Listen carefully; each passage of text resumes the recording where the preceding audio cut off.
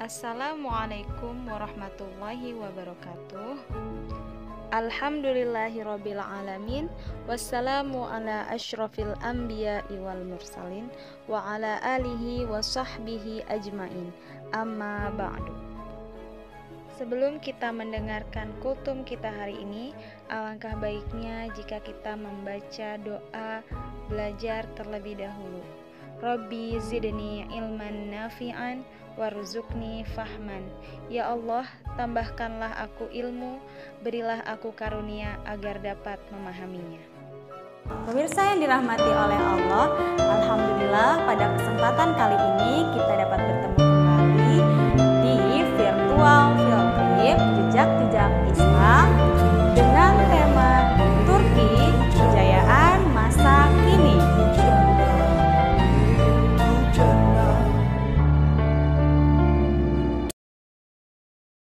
Istanbul adalah kota Islam yang dahulu bernama Konstantinopel. Telah disebut oleh Rasulullah sejak tahun 5 Hijriah. Seorang sahabat bertanya kepada Rasulullah, "Wahai Rasul, kota manakah yang akan terlebih dahulu ditaklukkan? Apakah kota Roma ataukah kota Konstantinopel?" Dan Rasulullah Shallallahu Alaihi Wasallam pun menjawab, yaitu Konstantinopel terlebih dahulu yang akan ditaklukkan oleh umat Islam. Maka hal itu seakan-akan menjadi sebuah bisyarah, kabar gembira bagi para pasukan muslim yang saat itu sedang dalam masa kesulitan. Sejak diucapkannya kalimat tersebut oleh Rasulullah Shallallahu Alaihi Wasallam, maka dari generasi ke generasi orang-orang berusaha untuk menaklukkan kota Konstantinopel selama 800 tahun atau 8 abad lamanya. Namun tidak ada satupun orang yang bisa menaklukkan Konstantinopel.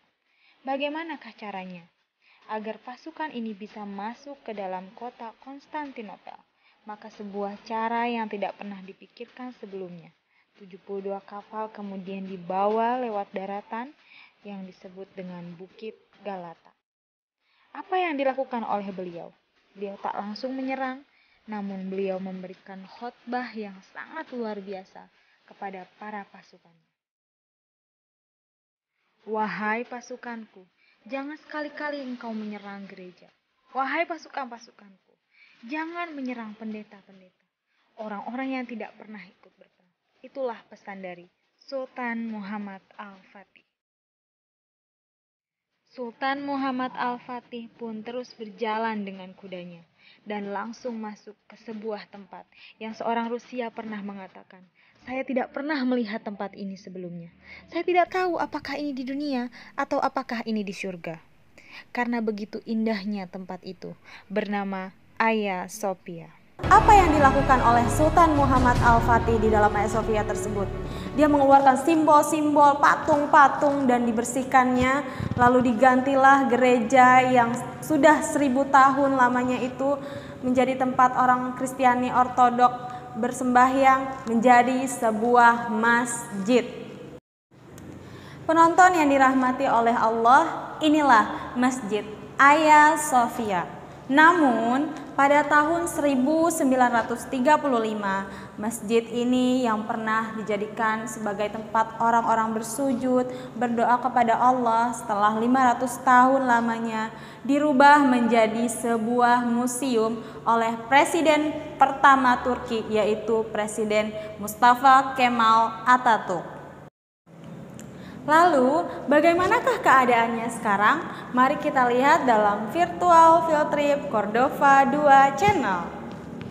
Jelajah bumi Allah, ku saksikan semua lukisan indah dunia dari Sang Maha Kuasa.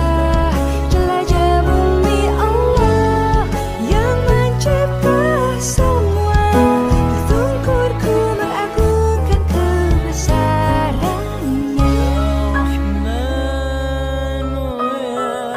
Dahulu, Hagia Sophia adalah gereja untuk penganut Kristen Ortodok.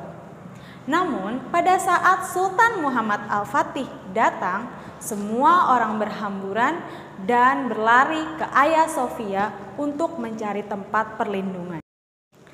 Semua orang ketakutan pada saat itu. Namun, Sultan Muhammad Al-Fatih pun menjamin dan memastikan untuk semua orang agar bisa pulang ke rumahnya masing-masing dan melaksanakan ibadahnya seperti yang dianut atau kepercayaannya masing-masing. Semuanya aman di Hagia Sophia inilah azan pertama kali dikumandangkan pada tahun 1453 pada saat Ashar atau 29 Mei 1453. Ketika itu hari Selasa. Dan pada hari Jumatnya, puluhan ribu umat muslim bisa bersembahyang sholat Jumat di tempat ini. Namun di tahun 1935, ketika masjid ini yang sudah berfungsi selama 500 tahun menjadi tempat beribadah, tempat bersujud, oleh Mustafa Kemal Atatürk, Presiden Turki, dirubah menjadi sebuah museum. Disinilah semua orang dari segala penjuru dunia datang untuk melihat megahnya, hebatnya Hagia Sophia.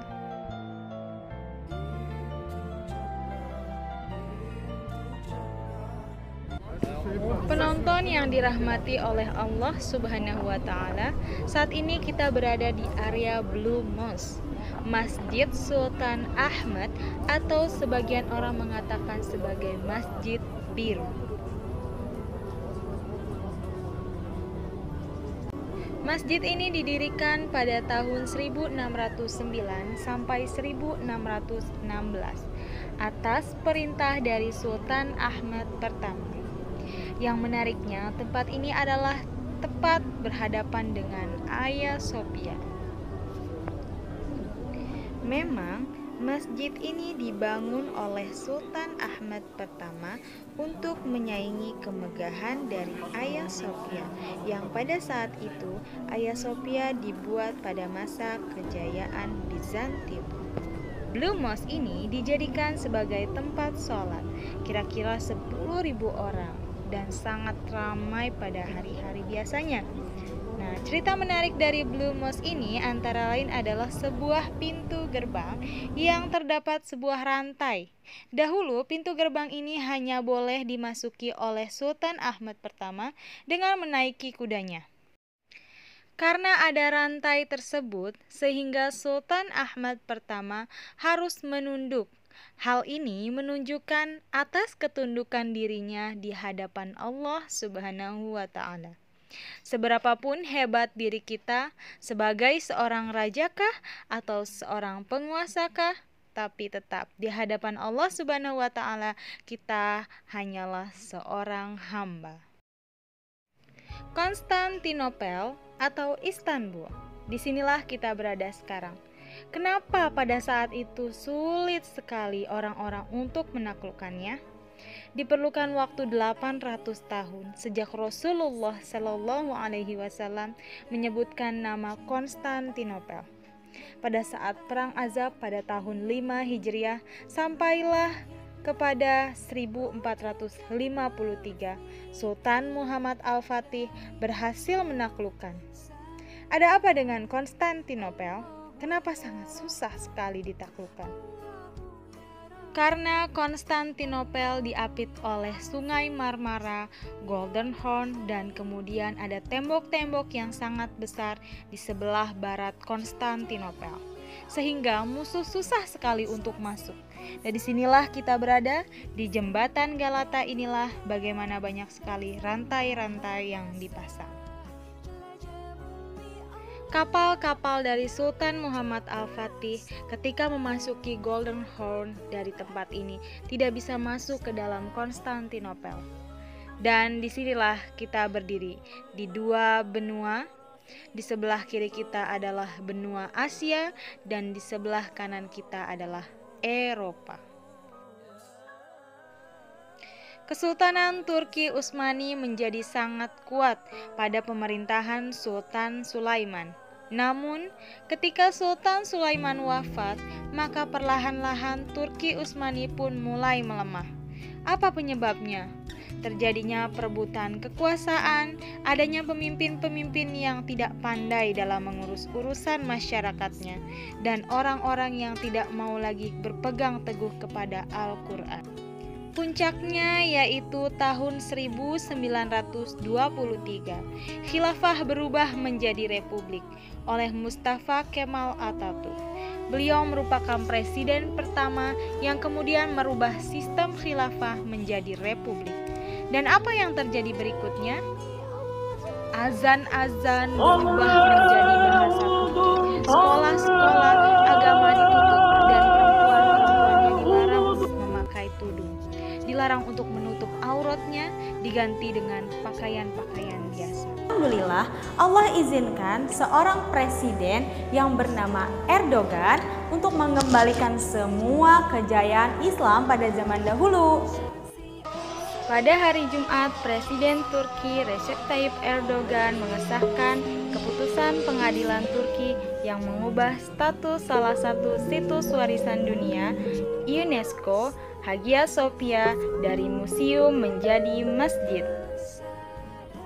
Keputusan Presiden Turki pada era Erdogan tersebut menuai respons pro dan kontra, terutama dari negara-negara barat, khususnya yaitu Eropa. Pengadilan menyatakan bahwa Hagia Sophia secara resmi terdaftar sebagai masjid sesuai pada fungsi awalnya.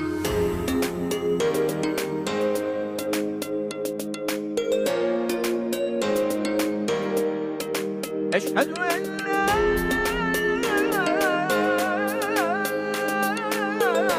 إله إلا الله.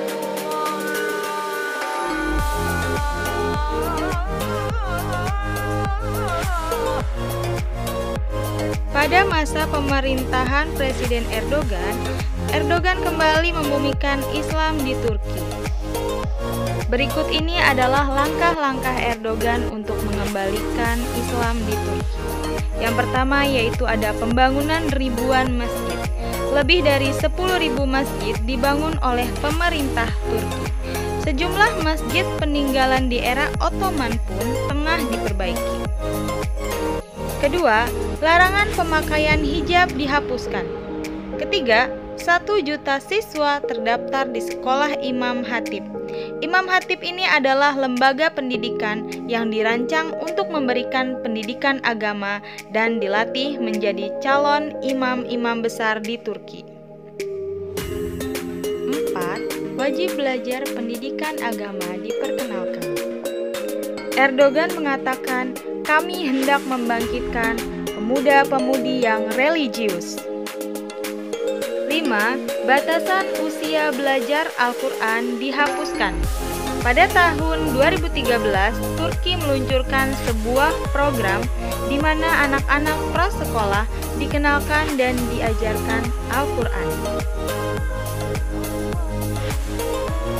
Setelah begitu banyak perjalanan kita lalui di Turki, kita dapat mengambil banyak sekali pembelajaran. Ada Sultan Muhammad Al-Fatih yang mengajarkan kepada kita untuk meraih kesuksesan, kejayaan, dan berpegang teguh kepada Al-Quran dan Sunnah. Tidak terasa sudah begitu lama saya menemani Anda semua. Fabi ayyi ala'i rabbikuma tukadziban. Maka nikmat Tuhanmu mana lagi yang kamu dustakan.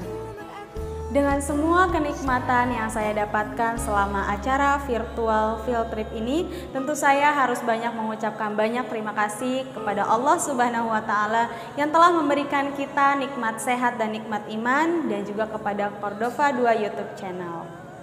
Bagi teman-teman yang ingin mendaftarkan anak-anaknya ke sekolah Cordova 2, silakan menghubungi nomor kontak yang ada di bawah ini ya. Di episode-episode berikutnya, kami akan menceritakan kembali tentang sejarah-sejarah Islam di negara-negara lain.